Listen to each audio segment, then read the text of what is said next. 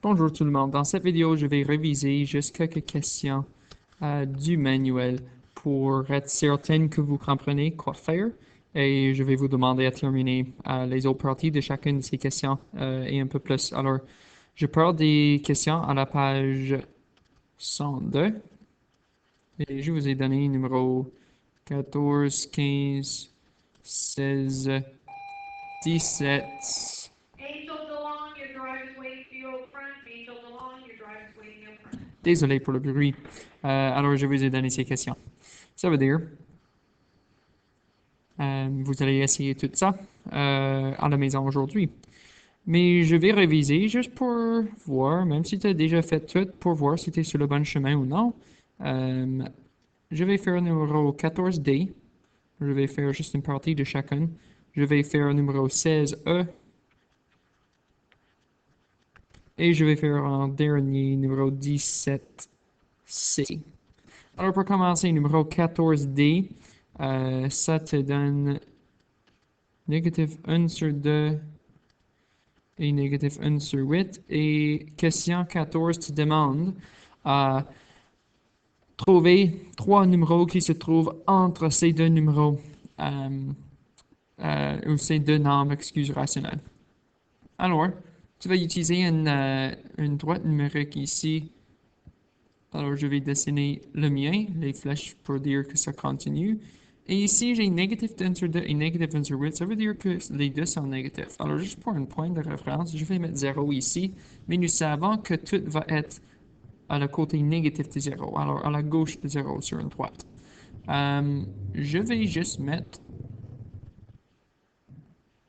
1, 2 comme ça. Et je vais dire que ça, c'est négatif 1. Ça veut dire que dans le milieu, c'est négatif 1 sur 2. Si ça c'est négatif 1 sur 2, j'ai besoin aussi à trouver négatif 1 sur 8, et on va dire à peu près ici. C'est vraiment une estimation ici.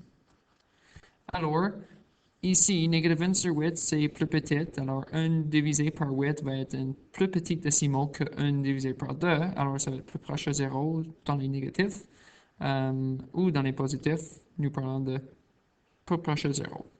Alors ici, il y a plusieurs options. Mais moi, je vais commencer à convertir des choses sur les mêmes dénominateurs, mais changer les numérateurs. Alors, en premier, mais négatif 1 sur 2, tu peux dire négatif 2 sur 2, mais négatif 2 sur 2 va te rendre négatif 1. Alors, ça ne fonctionne pas ici. Alors, je vais dire, OK, mais qu'est-ce que c'est ça sur un dénominateur de 8? Mais ça, c'est le même que négatif 4 sur 8. Alors, pour moi, ça m'aide à dire, OK, mais à peu près ici va être négatif 3 sur 8. Si négatif 1 sur 2 veut dire aussi négatif 4 sur 8, c'est très proche de négatif 3 sur 8.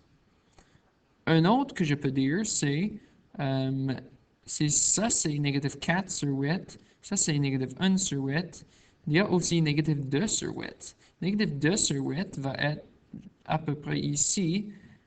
Et on peut écrire ça, pas juste comme négatif 2 sur 8, mais négatif 1 quart, négatif 1 sur 4, parce que négatif 2 sur 8 veut dire la même chose. Et pour trouver un autre, on va peut-être dire, OK, négatif 1 sur 8, si je fais ici multiplié par 2, ça va donner négatif 2 sur 16. Alors, c'est quoi un numéro qui va être un peu plus loin des 0, mais sur 16? Je vais dire à peu près ici, ça va être négatif 3 sur 16. Ça va te rendre plus loin de 0. Alors, nous avons négatif 3 sur 8, négatif 1 sur 4 et négatif 3 sur 16 qui sont des exemples des numéros qui se trouvent entre ces deux nombres rationnels. Ils ne sont pas tous, évidemment, mais ils sont des exemples. 16E. Alors, 16E et 17, c'est à peu près la même question, mais 16E, ça te donne négatif 5.6 périodique et négatif 5.6, et ça dit lequel est le numéro le plus grand.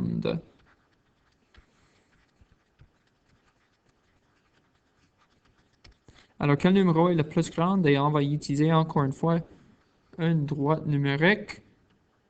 Et on va dire, vraiment, ça c'est 0.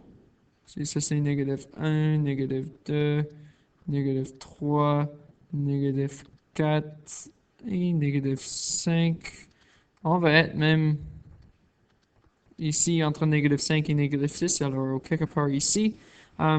Et ici, il faut que tu penses, et je vais écrire ici en haut un peu, périodique, bar, le bar ici en haut, ça veut dire que c'est négatif 5.666 et les 6 continuent. Négatif 5.6 et il n'y a rien d'autre veut dire négatif 5.60.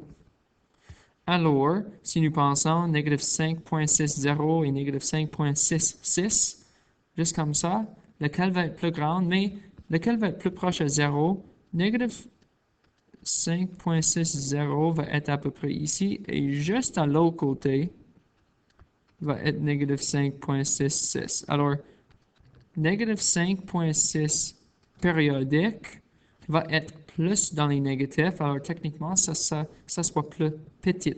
Alors, quel est le plus grand ici? Mais comme nous voyons ici, négatif 5.60 est plus proche à 0.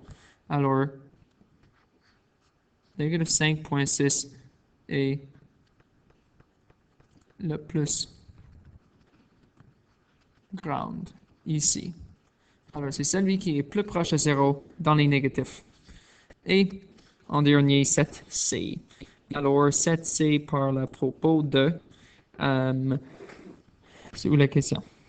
Bon, j'avais perdu sur ma feuille. Ça parle à propos de même idée, mais ça dit lequel est le plus petit. Alors, nous avons négatif 13 sur 10. Et on a négatif 13 sur 5. Pour commencer, je vais mettre ça sur un dénominateur commun. Vraiment, j'ai besoin de multiplier par 2 ici, qui va me donner négatif 26 sur 10. Alors, négatif 13 sur 10 et négatif 26 sur 10. Avec ça, je peux rendre ces deux fractions comme nombre ou comme... oui, nombre fractionnaire, excuse. Alors, 10 entre en 13 une fois, il y a 3 sur 10 qui restent, et 10 entre en 26 deux fois, et il y a 6 sur 10 qui restent. Et celui-ci, on peut dire aussi que c'est négatif 2 et 3 sur 5. Alors, on va utiliser ça, et on va utiliser ça. Et sur une droite numérique, encore une fois, lequel va être le plus loin de 0. Alors, disons que 0 est ici. Nous avons négatif 1, négatif 2, négatif 3. Mais vraiment, on peut arrêter avec négatif 3 parce que négatif 2 et 3 sur 5 va se trouver entre négatif 2 et négatif 3. Et négatif 1 et 3 sur 10 va se trouver entre négatif 1 et négatif 2. Alors, vraiment, avec ce genre de questions, tu peux estimer, mais 3 sur 10 est un peu moins qu'un tiers, alors négatif 1 et 3 sur 10 est à peu près ici. Et puis, négatif 2 et 3 sur 5 va être un peu à l'autre côté de la moitié, mais entre négatif 2 et négatif 3. Alors, ça va être négatif 2 et 3 sur 5.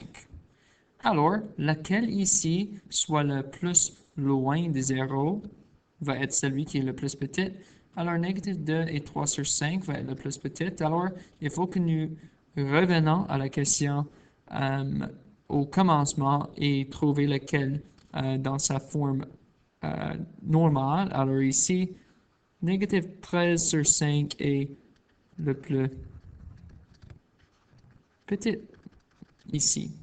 J'espère que ces exemples vous aident à terminer toutes les questions 14, 16 et 17 et aussi numéro 15. Et demandez en classe si vous avez des questions de ça et on peut corriger ce qu'il faut. Bonne chance.